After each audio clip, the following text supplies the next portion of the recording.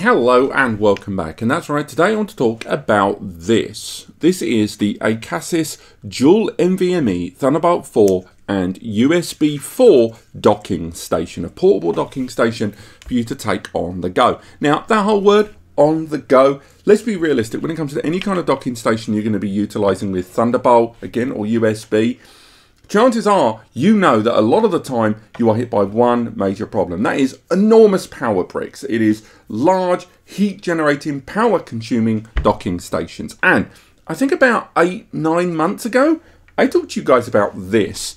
This is this device's predecessor. This thing has been in my bag on and off for about 6 months. I had it around Berlin, I had it around Computex Taipei, and it has formed part of my digital life. When they sent this, I talked about it being one of the best docking stations I've seen for a long time. It weighs nothing. It has internally an SSD bay. It has an internal fan. It has active cooling all the way around. Lots and lots of USB ports. We've got our USB Type-C ports displayed out. I really liked it. The things that I didn't like, it made too much noise, I found, when I was utilising it for long periods of time. You didn't have much fan control on it. You had the single drive, but no RAID failover there. And although, you know, that noise was annoying, overall, I got over it and utilised this every single day.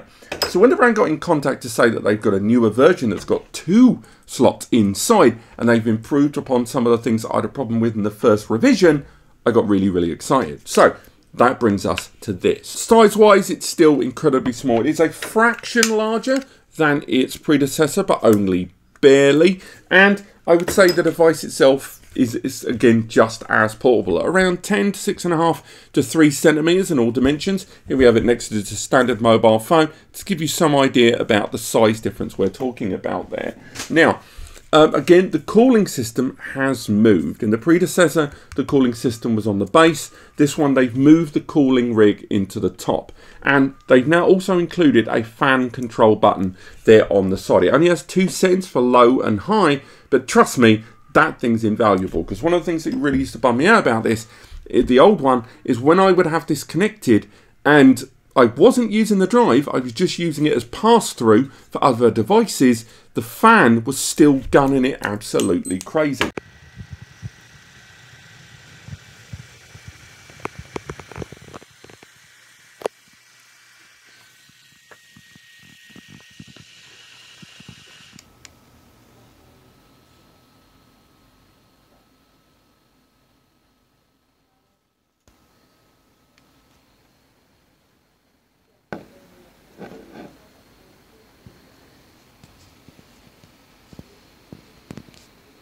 So it's nice to know that this device has got that element of fan control now built in. Now, we have got a USB Type-A 10 gig port. We have 2 USB Type-C Thunderbolt connections there. You may notice one of them is labelled as power, more on that in a moment. Individual LEDs for system connection in each of the individual internal SSDs. They've maintained the rubber feet there on the base. And on this side here, we have an HDMI 4K 60 frames output. And finally, a power delivery port there of 100 watts. Lots of cooling, lots of passive vents and active cooling in the top. If we remove the top, we can have a look on the internal fan there based inside. Again, power is coming through that top slot there and control as well.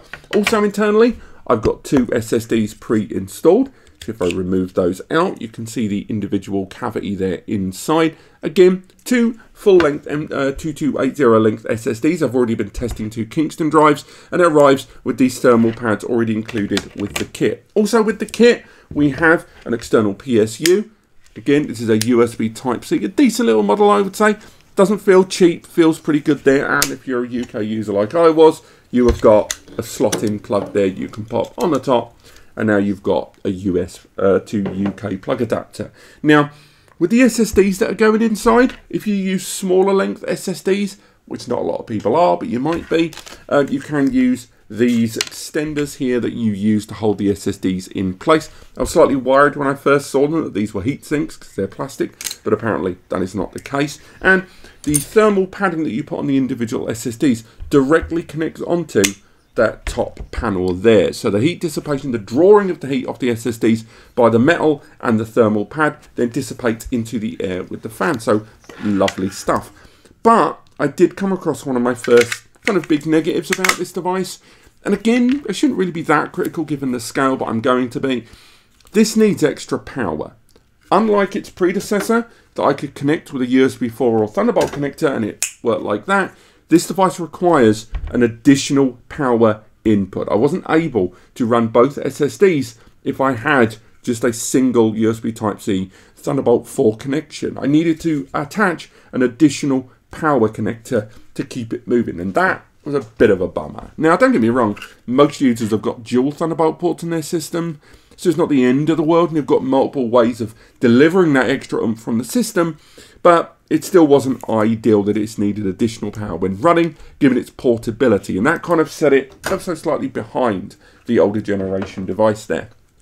But I will say, in terms of, again, noise, it was low. It wasn't that bad. It was definitely less noticeable, even when the fan was on its highest mode as well. We saw the noise level around 21 to 23 dBA on the lowest fan level, and when we hyped it up to the highest level by pressing that button, it went to about 26 to 28 dBA in operation. Now, in terms of performance, I was quite happy with it. Now, when we digged in with Crystal Disk and viewed both of the drives that we had inside, we saw that they were running on a Gen 3 ×2 lane each. That means that each of these SSDs has a potential 1.8 to 2 gigabytes per second bandwidth to play with. So that was our maximum mark. What did an SSD achieve? We set up a RAID on the individual SSDs inside to make sure that we could, leverage out as much as we could, and the performance numbers were pretty darn good. We did multiple tests and they played out as follows. The first test we did was with Atto, and that was a 1 gig test file, and we achieved 1.5 gigabytes per second read and just over and around 1 gigabytes per second write. With AJA, we exactly 1 gig file, we achieved 1.48 gigabytes, and that was over 950 megabytes. Again, very similar numbers. Crystal Disk did a slightly more spread test there, and we achieved 1.65 gigabytes over 986 megabytes.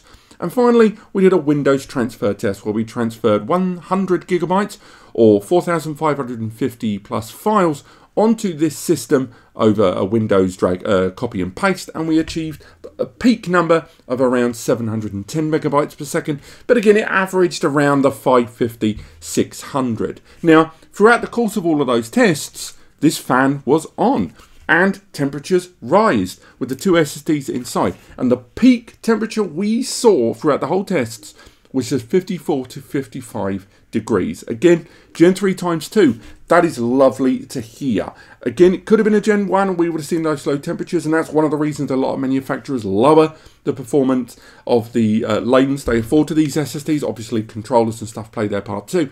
But nonetheless, this system made sure those drives were nowhere near a temperature throttling point, and when we had the system connected to a power adapter just to monitor the actual power draw of the system, we only saw high consumption of around 9 to 10 watts, and that was with both SSDs getting regularly hit throughout all of our testing. So again, good performance numbers there. It arrives with a Thunderbolt 4 cable, fair enough. There's an instruction manual the first time setup that's quite detailed, and ultimately, there's not much more I can say. As a mobile docking station, this is still damn good.